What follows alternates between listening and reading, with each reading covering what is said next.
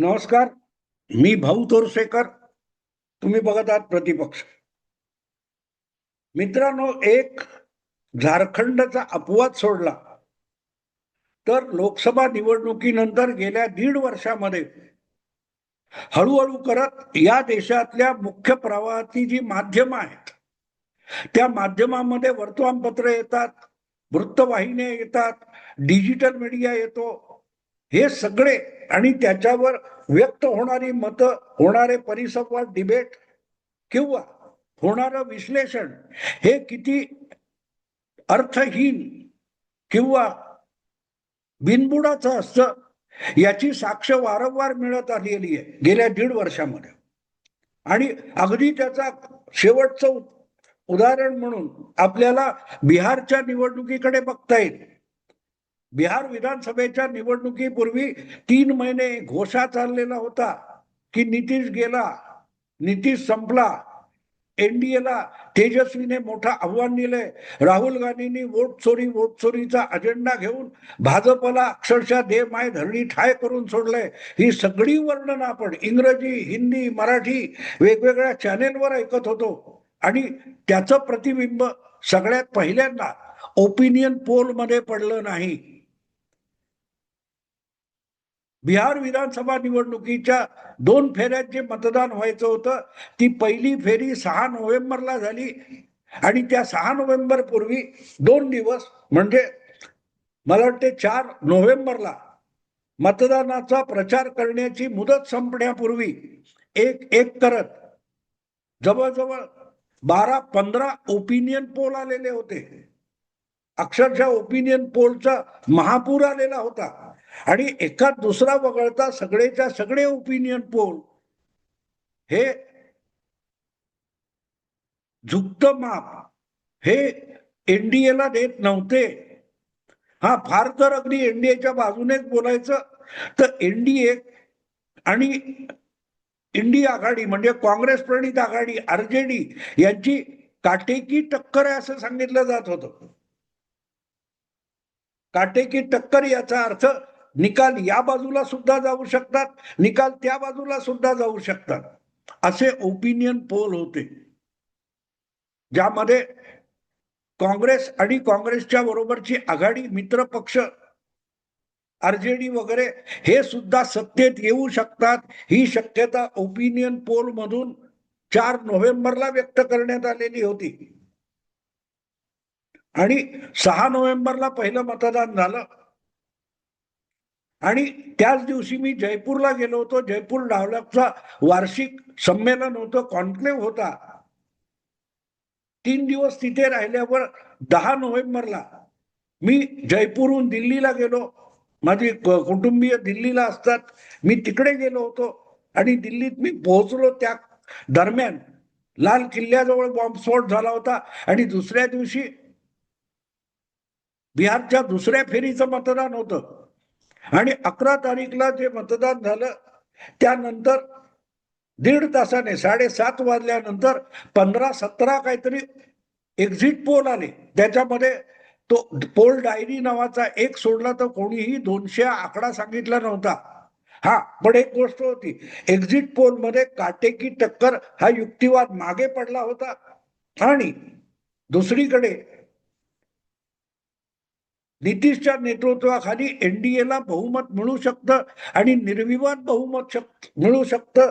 हा अशी भाकीत जवळजवळ सगळ्या एक्झिट पोलनी केली होती आणि अर्थातच भाजप विरोधकांना, नितीश विरोधकांना ती भाकीत मान्य होणार नव्हती. ही सुद्धा काळ्या दगडावरची रेघ होती. पण जेव्हा 14 नोव्हेंबरला मतमोजणी झाली आणि निकाल समोर आले तेव्हा अशी निर्विवाद बहुमत वगैरे वगैरे बोलणाऱ्यांची पण थोबाडं फुटली.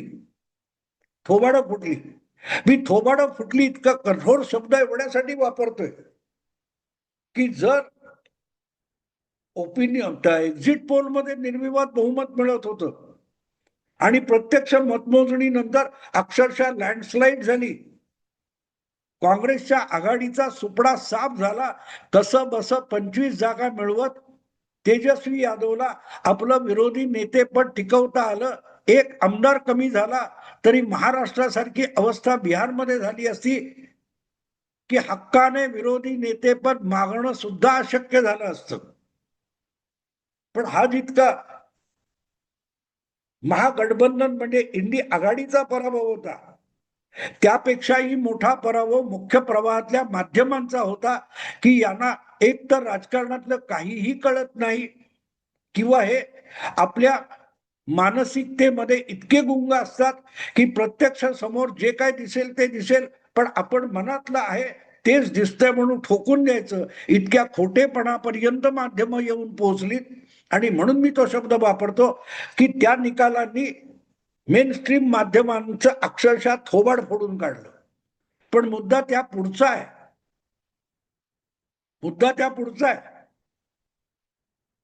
की हे अंदाज तुम्हाला ग्राउंडवर फिरून अनेक चॅनेलचे रिपोर्टर्स अगदी खेड्यापाड्यापर्यंत जाऊन बिहारच्या अंदाज घेत होते, लोकांशी बोलत होते आणि त्यात कोणालाही सुतराम की नितीश कुमारच्या बाजूने लाट आहे, नितीश कुमार आणि भाजप यांना मिळून प्रचंड बहुमत मिळेल आणि काँग्रेसचा नुसता पराभव नाही सुपडा साफ होईल, हे पण जर सांगता आलं नसेल तर याचा अर्थ तुम्हाला राजकारण कळत नाही, आणि कळत असेल किंवा दिसत असेल तर ते स्वीकारता येत नाही. याचा पुरावा बिहार विधानसभेची मतमोजणी आणि निकाल होते. निदान त्यानंतर काही पत्रकार प्रामाणिकपणे पुढे आले, आशुतोष असेल किंवा अभिज्ञान प्रकाश असेल यासारखे जे कट्टर मोदी विरोधक आणि अनुभवी पत्रकार आहेत, भाजप विरोधक आहेत, काँग्रेस समर्थक आहेत, त्यांनी प्रामाणिकपणे विधानसभेचे निकाल स्वीकारून सांगितलं की यापुढे आम्हाला राजकारणावर डिबेट करण्याचा आणि मत व्यक्त करण्याचा सुद्धा अधिकार राहिलेला नाही, किंबहुना बदलणाऱ्या राजकारणाची दिशा आणि त्यातले सिग्नल्स आमच्या आवाक्याच्या पलीकडे गेलेत. हे आशुतोष आणि तुमचा अभिज्ञान प्रकाश यासारख्या पत्रकारांनी, ज्येष्ठ पत्रकारांनी याची कबुली देऊन टाकली आणि त्यालाच म्हणतात की थोबाड फुटणे. कारण एक गोष्ट दुसरी आहे, दर दिवशी दोनदा तरी मोदी सरकार पाडणारे पत्रकार आपल्याकडे आहेत. आज 11 वर्ष होऊन गेली मोदी पंतप्रधान झाल्यापासून. या 11 वर्षामध्ये कमीत कमी 100 ते 150 वेळा तरी अशा पुरोगामी पत्रकारांनी मोदी सरकार पाडलेलं आहे.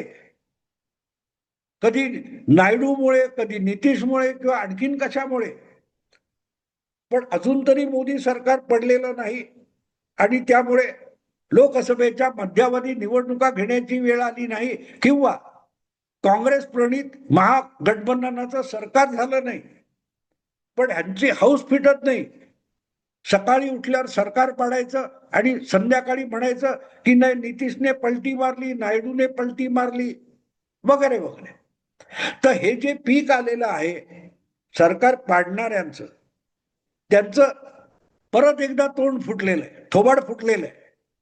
किंबहुना आपलं थोबाड फोडून घ्यायचं भाजपकडून, अशी या लोकांची हौस झालेली आहे, छंद झालेला आहे की काहीतरी असं खोटं काहीतरी पसरवायचं आणि मग त्यापेक्षा भलतंच काहीतरी होतं आणि यांचं थोबाड फुटतं. महाराष्ट्र असो, बिहार असो, दिल्ली असो, हरियाणा असो, या सगळ्या निवडणुकांच्या निमित्ताने अशा सगळ्या विश्लेषकांनी जी जी काय भाकितं केली होती, जे जे काय अंदाज व्यक्त केले होते, जे जे काही विश्लेषण केलं होतं, ते जवळजवळ संपूर्णपणे खोटं पडलेलं आहे. पण हौस ती हौस असते. हौस भागवायला माणूस आपली इज्जत पण पणाला लावत असतो.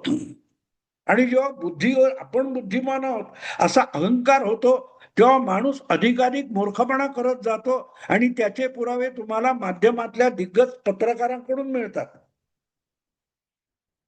आता गंमत बघा, हे जे काय चाललंय गेले वर्षभर, कदाचित 1.5-2 वर्ष झाली, भाजपचे राष्ट्रीय अध्यक्ष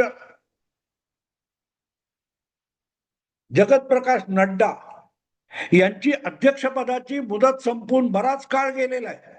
पण आता लोकसभेच्या निवडणुका आहेत, लगेच काही विधानसभेच्या निवडणुका आहेत अशी कारणं दाखवत दाखवत जगत प्रकाश नड्डा यांच्या जागी दुसरा भाजपचा राष्ट्रीय अध्यक्ष आणला गेला नाही. विशेषतः नड्डा यांना 2024च्या निवडणुकीनंतर पंतप्रधान नरेंद्र मोदींनी केंद्र सरकारमध्ये मंत्री म्हणून समाविष्ट करून घेतलं. त्यानंतर तरी त्यांना अध्यक्षपदावरून बाजूला करून नवा अध्यक्ष निवडला जाईल ही अपेक्षा होती, चर्चा सुद्धा होती. पण गंमत अशी आहे की त्याविषयी भाजपच्या गोटातून कुठलंही अवाक्षर बोललं जात नव्हतं. पण असे जे काय मनोरथा चलत्या नगरीला अशा पद्धतीमध्ये आपल्या मनाचे घोडे दौडवणारे पत्रकार आणि विश्लेषक आहेत, त्यांनी या संबंधी शेकडो भाकितं केली होती. अगदी नवा अध्यक्ष नेमण्यावरून RSSचे प्रमुख मोहनजी भागवत आणि नरेंद्र मोदी यांच्यात खडाजंगी चालली आहे.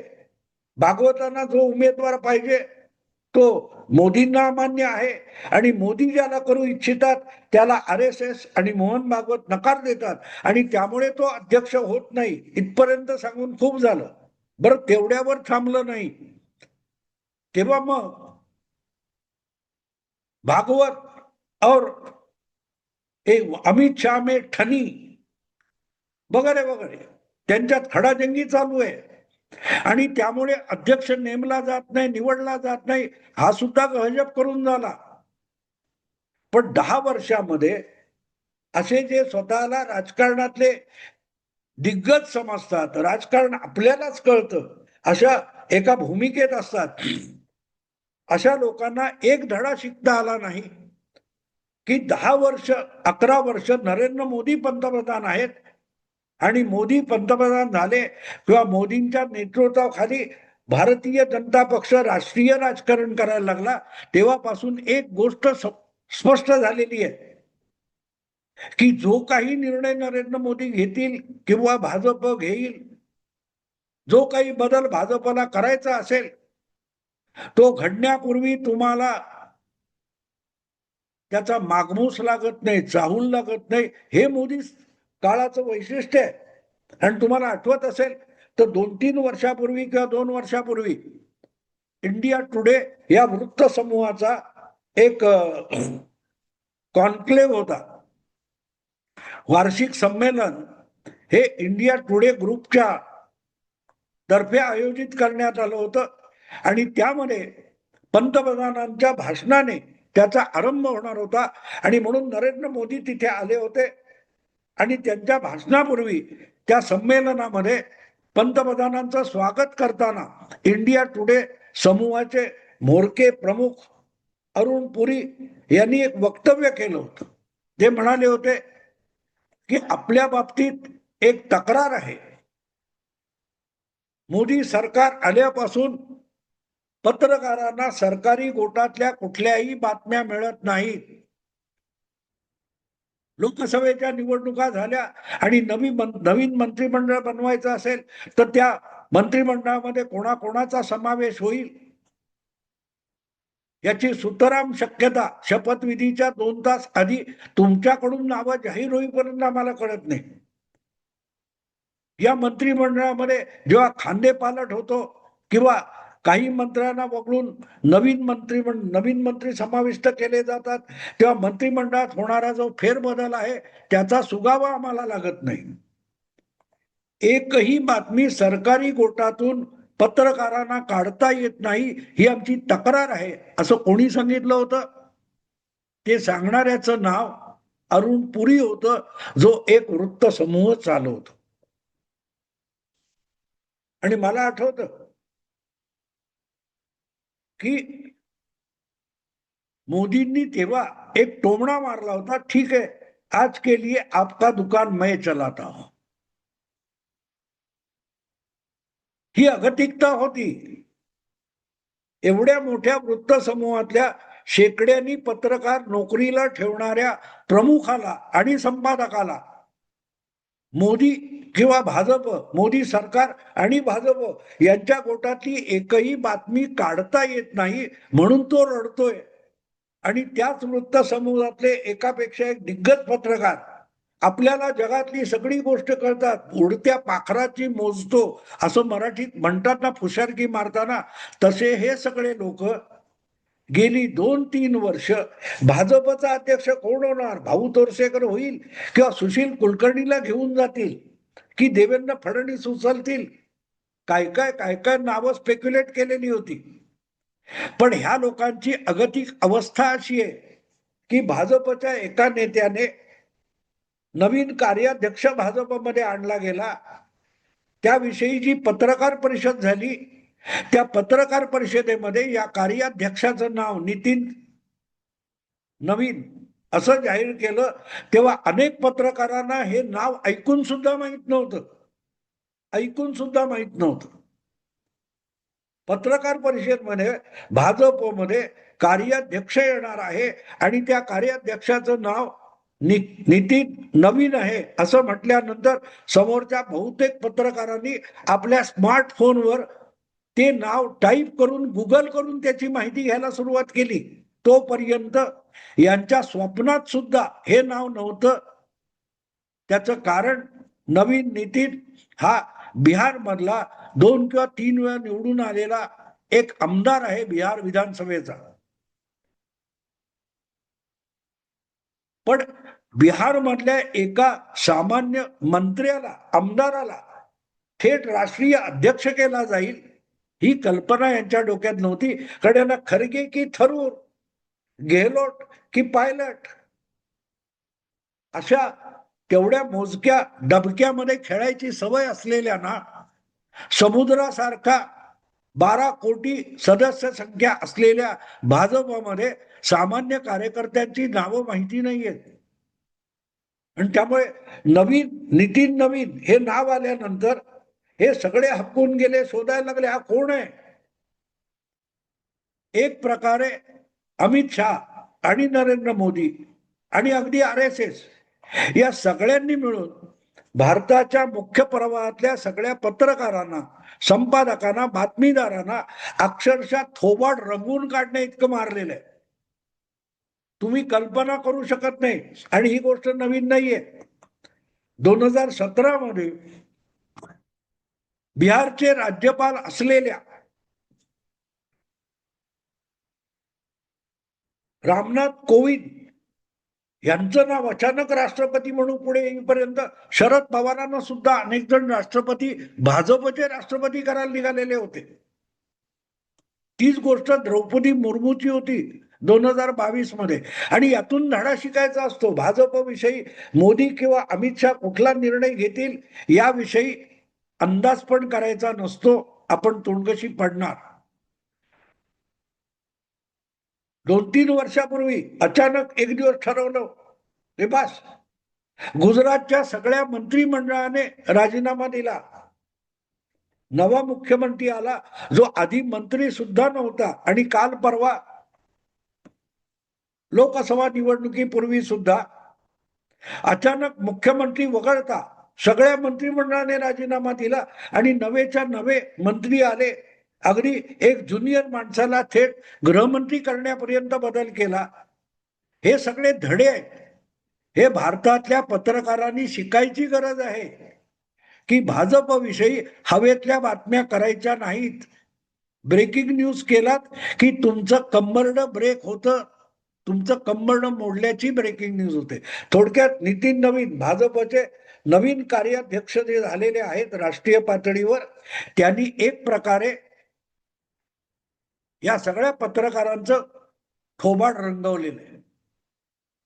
एवढं सोपं नसतं. तुम्हाला आठवतं मुंबई महाराष्ट्राच्या विधानसभा निवडणुका वर्षापूर्वी संपल्यानंतर जेव्हा त्या मंत्रिमंडळाचा शपथविधी झाला आणि रवींद्र चव्हाण या आपल्या लाडक्या मंत्र्याला देवेंद्र फडणवीसांनी मंत्रिमंडळात समाविष्ट केलं नाही, तेव्हा मी व्हिडिओ केला होता. याचा अर्थ रवींद्र चव्हाण हा महाराष्ट्राचा भाजपचा प्रदेशाध्यक्ष होणार आणि ते बरोबर ठरलं. याचा अर्थ मी फार शहाणा आहे असा बिलकुल नाहीये. पण ही ऑड गोष्ट होती की जो आपल्या मंत्रिमंडळात संकट मोचक म्हणून होता त्यालाच देवेंद्र फडणवीस वगळतात मंत्रिमंडळातून, याचा अर्थ मंत्रिपदापेक्षा मोठी जबाबदारी त्याच्यावर सोपवणार असा त्याचा अर्थ होतो. आणि म्हणून ती जबाबदारी ही प्रदेश अध्यक्षांची असू शकते. हे मी केलेलं तार्किक विश्लेषण होतं. योगायोगाने ते करणं असो.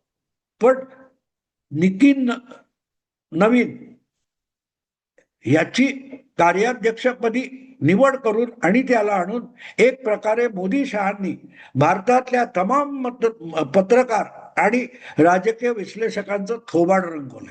मित्रांनो, आता थांबतो. आवडलं लाईक करा, शेअर करा आणि प्रतिपक्षाला सबस्क्राईब करा. नमस्कार.